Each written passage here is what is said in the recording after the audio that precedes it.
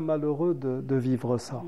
Et nous, justement, en tant que musulmans, comment doit-on réagir par rapport à tout ce qui se passe à Gaza? Parce que des fois, on se pose des questions, on se dit, a-t-on le droit finalement de célébrer la fête de l'Aïd comme il se doit, comme le veut la tradition, comme le veut la religion, alors qu'il y a un peuple musulman de l'autre côté qui souffre pendant ces fêtes de l'Aïd. Actuellement, hier, il y a des enfants, des personnes, des Palestiniens qui sont tués, bombardés, massacrés. Oui. Écoutez, ça me rappelle un peu ce que disait le prophète sallallahu alayhi wa sallam à Ammar ibn Yasir, sabran ala Yasir fa inna maw'idakumul jannah. Patience, faites preuve d'endurance, ou aux familles de Yasir, finalement vous êtes promis au paradis. Actuellement, le monde de la physique, je vous parle de la physique avec toutes les théories conciliatrices, la théorie M, Wheaton, la théorie des cordes, parce qu'actuellement dans le monde de la physique, nous frôlons la sorcellerie pratiquement, c'est bon. Eh bien, les physiciens ne cessent maintenant d'aller dans un sens qui démontre que finalement cette vie que nous vivons, actuellement nous ne vivons que 16 heures sur 24. On appelle cela taqarub zaman. Le temps défile plus vite qu'avant.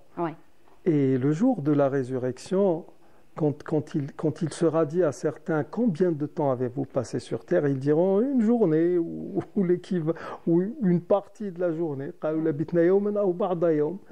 Et c'est vrai, vous savez que même quand on compte cela, on se rendra compte le jour où nous serons face à la vérité vraie, dans l'éternité, plongée dans l'éternité, cette vie que nous vivrons ici, aussi longue soit-elle, ne fera que l'équivalent d'1 ou 2 heures.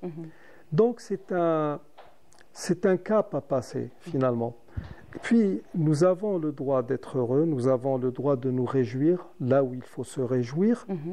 Mais pour ce qui est de cette Palestine, ce que je n'admets pas, c'est le fait, par exemple, de ne pas se priver d'une boisson gazeuse qui, si vous l'achetez, vous achetez une balle pour un criminel de cette armée, dite armée de Tsahal, qui est un ramassis de vauriens, de rejetons, qui vont là-bas juste pour tirer sur... Ils aiment bien jouer les gros durs, mais quand ils sont face à des gens désarmés, démunis.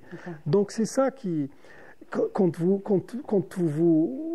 parlez de la Palestine, dites-vous bien que n'importe quel geste, aussi minime soit-il, fait, ne serait-ce que pour remonter le moral de nos frères et nos sœurs là-bas, ça suffira. Faites ce que vous pouvez faire. Et puis, comme l'a dit si bien le messager de Dieu, un dirham l'a emporté sur 100 000 dirhams. On lui dit comment cela au messager de Dieu? Il dit, imaginez un homme extrêmement riche qui donne 100 000 dirhams de son surplus, et un homme qui n'a que 2 dirhams à la maison, il va en donner un en aumône. Ça veut dire qu'il a dépensé 50% de ses avoirs dans le sentier de Dieu.